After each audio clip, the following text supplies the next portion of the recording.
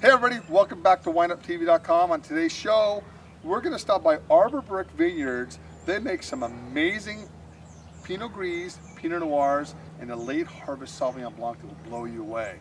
So when we go inside, I don't know if we're going to run into Angelina, Dave, or Mary, but one of the three are going to be there, and we're going to tell you all about their story. We're on Calkins Lane in the beautiful Willamette Valley. I'll see you guys in a minute.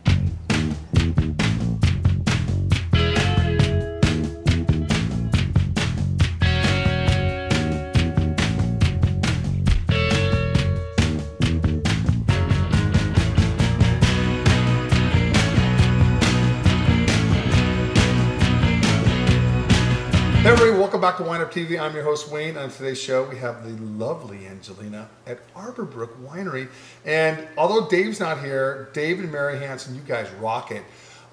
Dave works he is the hardest working wine guy I've ever met. He has a day job, Monday through Friday. He comes here and works his butt off on the weekends. And Mary, well, she's here all the time as well. It's a beautiful piece of property. How many acres, Angelina, is this property? Total piece is a little over 30, and we have a little over 11 planted. Okay, 11 acres planted. Now, folks, we're on Calkins Lane, and for those of you who've never been up here to the Willamette Valley, Calkins Lane, there's Adelsheim, Arbor Brook, there's Lakini, Dalancelati, and Bergstrom, right up this street, and it's kind of a dead end, isn't it? Yeah, so that's it. It's beautiful, absolutely gorgeous. And the wines you guys do here, of course, Pinot Gris, two different styles, a couple different Pinot Noirs, and then one of my favorites is a late harvest dessert wine called Semillon. It's a Sydney Semillon's named after their daughter. Imagine that, another winemaker naming something after their daughter. So typical in all wine arenas. So tell us a little bit about this beautiful property. So Mary and Dave, it was a dream of theirs. They bought this place in 2000. And they planted in 2001, and the first fall-in was in 2004. So they started off very small in the old 1910 barn that we're in that used to be a walnut. It's a great old barn. Yeah, it's really neat. And when they started off very small, they just primarily had the 777 bottled, this late block 777. Because they planted in stages with different Dijon clones and different clones that they're bringing along. And so they started off very small, just a few hundred cases, and now they're up to about 2,400 case production. The cool thing you'll notice with this winery in particular, I think Dave's really proud of this. They always put how many cases of wine they put on every label. Like this Pinot Gris in 2009, 502 cases. That's nothing. I mean, they sell most of their wine through their wine club and their tasting room here. I do happen to carry some of their wines at my wine shop downtown, but this is a good example of bringing people out here and supporting the local winemaker. So let's talk about the first wine. There's two different kinds of Pinot Gris they do here. They do a stainless steel tank fermented, simple, get it in, get it fermented, get it in the bottle, fine. And then they do, the next one we'll have for this is the Guadalupe, which is a barrel fermented neutral oak. It's got that creamy texture. So the 2009 vintage, warm, huge clusters, beautiful weather. Talk to me about this wine. You drink it every day. One thing I love about the 09 Croft Pinot Gris is this wine, it just screams, sit me on a deck. I mean, you can have it in the summer on a nice warm day. Acidic. And very nice and crisp, but also it was very food friendly to go with any appetizers. So great starter when you're having everybody over for the evening. Very lush, got some great, even a little bit of that lemon Myers going on in there. Very nice. So very citrusy. I think we should have a bottle of this over at Dave and Mary's. They just built this little fire pit right over here, and I must have missed the invitation in the mail. Must have got lost. I got to check my junk mail. No, I think we're victims of this, but I have some weenies, some marshmallows. I have some graham crackers. So anytime Dave, Mary call us up, we'll come. All right, fine. Anyway, this wine here, the nose on it, it's grassy. It's almost like a Sauvignon Blanc in a way. Yep. Yes, correct. But I love that crisp acidity. It's got like a Meyer lemon, a little bit of key lime. It's got that really nice backbone to it. Food friendly, shellfish friendly. Very much. That's what this one. That's what these wines scream right here, like crab cakes, something of that nature. But very, very nice wine. I like it. All right, next wine. What are we going to have? So next we have the Guadalupe Pinot Gris. And on the Guadalupe, we're taking this one and we're putting it in oak for 11 months. Guadalupe. And so we're doing that with a 25% new oak, so that we're not overwhelming the Pinot Gris fruit. And then the other 75% oak we're using second, third year barrels. 180 cases. Yeah. That's it. 180 cases. Production. Yeah, that's one thing I've noticed with you guys. Small. This is a boutique winery. Correct. You know, this isn't. You're not pumping out 20, 30, 40,000 cases of wine. You're making about, what's your total production? Just around 23, 2400 That's cases. it. And I don't think it's going to go up much, is it? It will never max out over 5,000 cases. And that's with including when we plant the rest of the crop that we can plant. Sure. But Dave wants to keep it very small and boutique and hands-on, something that they can manage and control themselves because they want to keep it very family-owned, run. And they're kind of proud that, you know, they just hired me in May. We just hired Patty in October. Yeah, so they're excited. They're up to 2 employees. Angelina's the first employee of Arbor Brook. And it's funny because I always brought my groups in here and, you know, Dave or Mary being here. And all of a sudden I see this really good-looking girl behind the counter. I go, Mary, who's that? She goes, well, she's married. That's fine. But here she is, Angelina. And I think it's exciting. And then you have one sales rep that kind of roams around. They're self-distributed, which says a lot about their brand. They're very proud of it. And they go out and they do due diligence and they get a lot of great customers. It's hard not to like these wines. I mean, brilliant winemaker and just brilliant structured wines. So talk to us about this 2009 Guadalupe. 180 cases. 180 cases, and as you see, we call it Guadalupe, and then we call it the Croft Pinot Gris Croft. We're naming those after the vineyards because Dave and Mary very much want to respect the vineyards they purchase the fruit from. So on the Guadalupe, like I said, it's an oak. But it doesn't overpower the Pinot Gris fruit itself. So you're still getting the brightness, but you're getting the richness of the oak in there. So very, again, food friendly. Absolutely. You know, it's got that creamy texture too. Correct. And what I love with this, it goes fantastic with seafoods, any kind of cream sauces, even some nice little spicy Thai food. This will go great with the first date. Friendly. There you go. There you go. First date friendly wine. All right. Those are the two white wines, the dry style wines. And now let's get into some of the Pinots that these guys are so well known for as well. So you have a couple of different bottlings. Now you're all out of the Reserve 2008. Correct. When's the Reserve 09 coming out? The vintners will release in May. It'll be gone May. If it's released May 1st, it'll be gone like May 15th. And this year we're actually in 09 vintage, we're actually excited. We popped it up to 125 cases from 100 cases. As Kenny and South Park would say, woohoo! And a whole 125. Yeah, 125 and a dozen Magnum bottles, or six-pack cases. So we're going to do Magnums, and this is the first time ever. I've got to get my skinny on. I've got to talk to Mary about a couple Magnums for my shop. All right. This is the Heritage Cuvée. This is right here, the Heritage Cuvée 2009. 2009, warmer vintage than the 2008, the heralded 2008. So the wines here are a little bit more, they're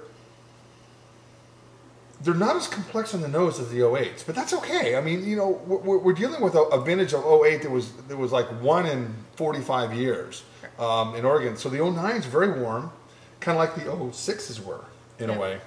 But to me, I mean, even though it was a warm vintage, you get a rich elegance. Not a soft elegance, but kind of a rich elegance in the wine. And just showing beautifully already. And this is a real interesting wine because we're taking a blend of the Dijon Clone 115, 777 of Mard, and then putting that in oak for 11 months, which just makes a very lush, easy drinking. Really rounds it out. Yep, very nice Pinot Noir. Gosh, this screams salmon. You know, to me, I love salmon with Pinot. It's just, salmon's an oily fish, and the Pinot Noir, very soft, elegant, racy, sexy tannins cut right through that oil, makes that salmon just, to me. I mean, everybody's different when it comes to food and wine pairings, but I just love, I mean, of course, red wines go with a lot of other meats as well, but it seems with fish, you can actually pair Pinot with fish very well. That, or even for me on this, I've done it with a pork loin with a herb crusting of like sage and I must have missed that invite too. And it goes very well with that as well. I missed a lot of these invites so far. It's all right. I'll start checking my junk mail more often. All right, very nice wine. I love this. All right, so the next wine we're going to have is going to be the Estate Block 777. Estate Block, which means it's all clone 777, and it comes from this beautiful estate outside these doors. And I think this is the one Dave's most proud of. oh, he loves this Probably one. because it's his property, and he's got a lot of passion. I mean, you see Dave, he'll come in here and he'll help the customers. We're out there with the pruners, pruning the vines. He'll come back in and help more customers out there picking the grapes. I mean, Dave was like wound up. I love that. But he does everything. I mean, you do a lot, but it's just like he's like bouncing off the walls in here. Oh, his People energy love his level. energy. It's amazing. And What's- what I love to see his passion about this place. I was going to say that what Dave is all about is the passion with wine. He will make sure, if this place had 40 people in it, which is a small place, he will make sure everybody gets the same amount of time, and he's apologetic if he doesn't spend enough time with everybody. Yeah. And that's what makes Dave, and I love Dave for that. He, you know, a lot of the wineries kind of miss the mark on the passion point. Yeah. And I tell these people, God, you know, if you're going to have people working here or own, be passionate about what you do. I love that.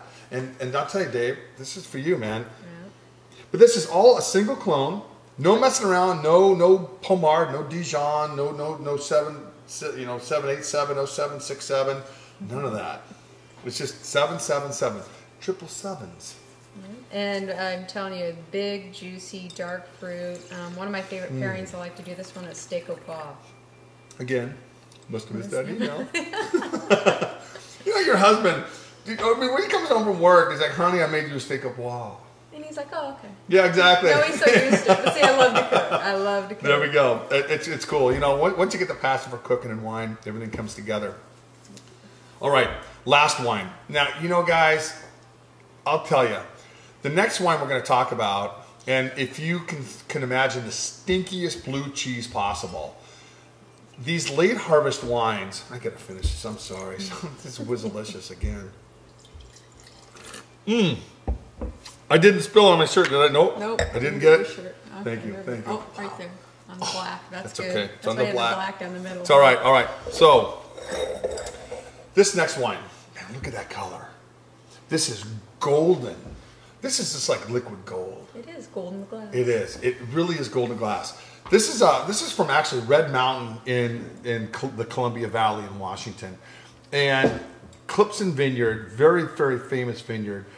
It's a 2007 late harvest Semillon. So when the harvest is fruit, first of all, the sugar levels have to be off the charts. You have a little bit of botrytis.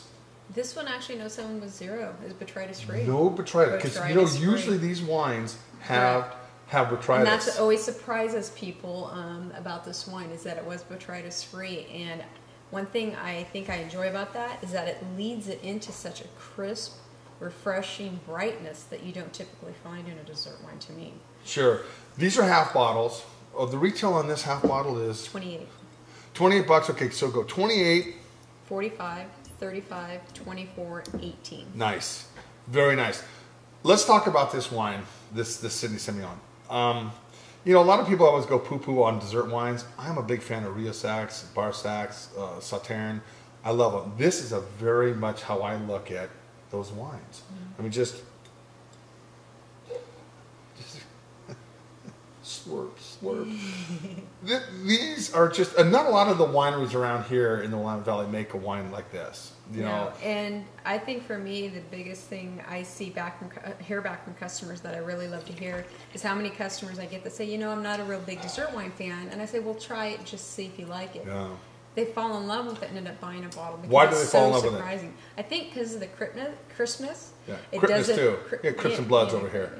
Yeah. But also, it doesn't have that syrupy sensation where it overcoats your palate and blows your palate for food friendliness. The acidity.